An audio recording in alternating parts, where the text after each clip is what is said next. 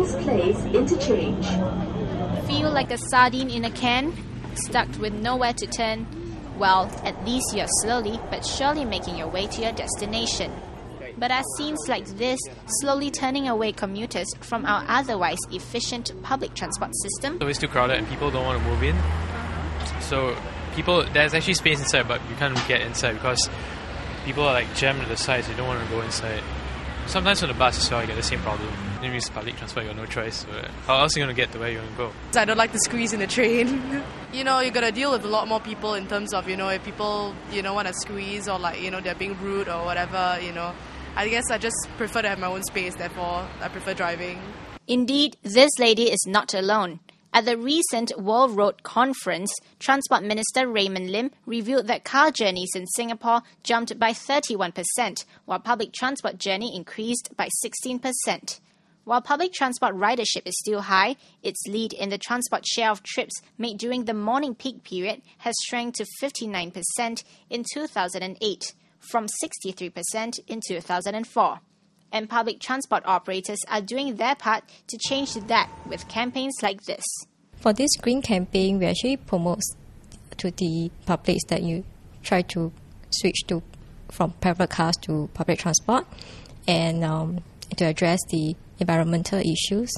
How about them who knew about this campaign actually made an effort to make a switch from the private cars to take public transport, this result is pretty encouraging to us.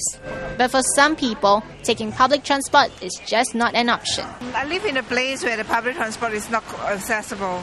I live in a landed house, so it's away from MRT station. I would love to take MRT if it's nearby. Then there are the usual complaints of crowds and long waiting time. I live in Bukit Panjang, so I need to transfer to Dover, Singapore Poly.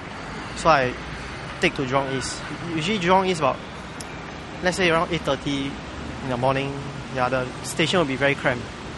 So if you wait at the back, you have to wait for around 6 or 7 trains before you get getting home.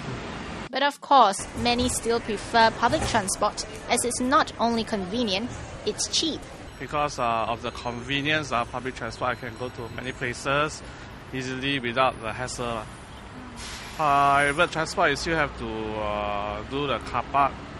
Then after you do your shopping, you still have to go back to that same place, pick up your car. The cost of driving is quite high now. And it's convenient when you take, like say, MRT, the timing's there already. Yeah, so you just take. Whether it's you have to squeeze, you have to take, just to save a cost. So, will Singapore reach its target of having 70% of its trips made on public transport by 2020? We can, said Minister Lim. By 2020, Singapore should have a rail network that is double of what we have now. But judging from the comments, it's not just about getting people from point A to point B, but also about avoiding scenes like this.